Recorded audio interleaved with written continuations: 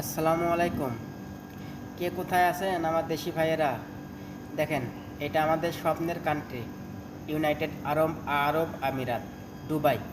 এখানে আজকে এত গরম পড়ছে, দেখেন 48 ওভার 50-এ পার হয়ে যাচ্ছে মাঝে মধ্যে। এখানে যে ডিব্বায় এলাকা পানি ছিল, এই পানি কুত্তা ধাক্কা মেরে ফেলে দিয়েছে, ফেলে দিয়ে দেখেন এখানে গর্ত করেছে, গর্ত করে এর ভিতরে মানে শুয়ে আছে, পুকুর বানিয়ে শুয়ে আছে। মানে এত বুদ্ধি, বুদ্ধি কি, মানে গরমে যখন মাথায় যে তাপমাত্রা, বুদ্ধি কুত্তারও এমনি হয়ে যাচ্ছে, অটোমেটিক বুদ্ধি চলে আসছে।